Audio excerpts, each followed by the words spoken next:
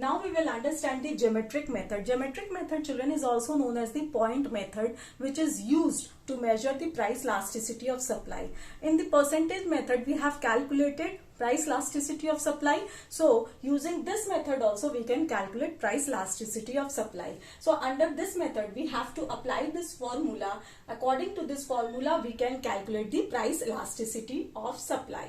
Now you can see that supply curve is a straight line upward sloping curve. In these three diagrams you can see that means there is a direct and positive relationship between price and quantity supplied. Clear? So there are the three possible situations of the elasticity of supply which can be explained through the diagrams. So first diagram says elasticity of supply is greater than 1. Second diagram says that it is less than 1. And third diagram says elasticity of supply is equals to 1. Clear? Coming to the first case. Here I have taken quantity supplied in the horizontal axis, price in the vertical axis. OQ is the quantity supplied, OP is the price. Clear? Now we will put only this formula and we will find it out whether elasticity of supply is greater than 1 or not. Now you can see here that this is the supply curve. SS is the supply curve which cuts or which passes through the y-axis. That means price axis. Clear?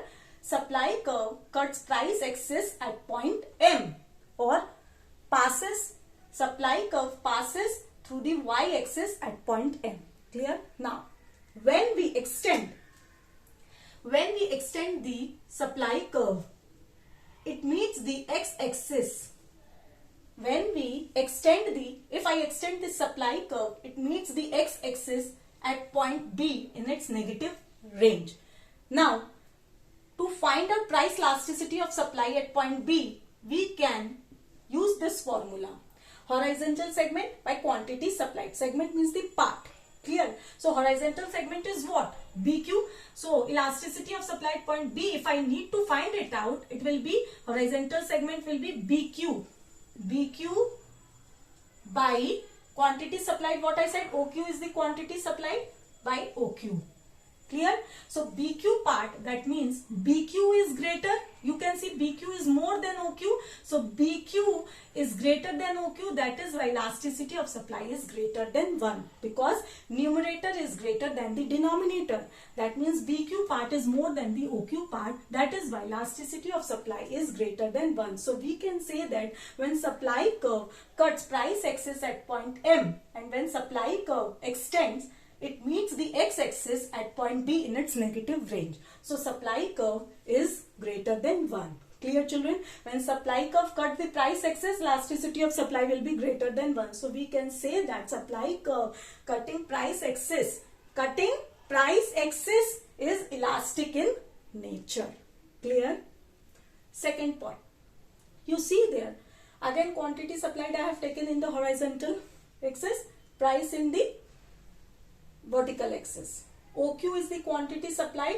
When we'll ask quantity supplied, OQ is the quantity supplied and OP is the price. This is the SS is the supply curve. Now if I extend the supply curve, so where it is going to meet? It is going to meet the x-axis at point B.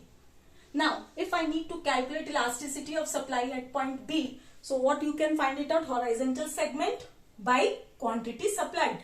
Horizontal segment is BQ. Quantity supplied is OQ. So I can see that this part is greater than this part. So this part is the quantity supplied and this part is the horizontal segment. So I can say that horizontal segment is less than the quantity supplied. So BQ is less than OQ. That is why it is less than 1. Elasticity of supply is less than 1 because numerator is less than the denominator. For that reason elasticity of supply is less than 1. So what you can say, when supply curve cuts quantity axis at point B and what happened there, elasticity of supply is less than 1. Clear, children? So we can say that hence supply curve cutting quantity axis is elastic in nature. Clear? It is elastic in nature. Third, you can see that it is less elastic. Third, in the situation you can see again, this is the OQ, quantity supplied, OP is the price. Clear? Now you can see that supply curve meets x-axis. This is the supply curve. So supply curve meets x-axis at point of the origin.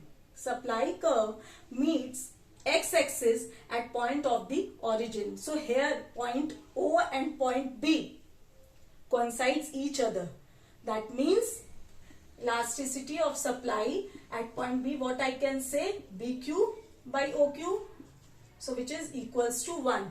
BQ is equals to OQ. For that reason, elasticity of supply is equals to 1. So hence we can say that supply curve passing through the origin is unitary elastic. So this is the geometric method where you can, applying this formula, you can find it out, the price elasticity of supply.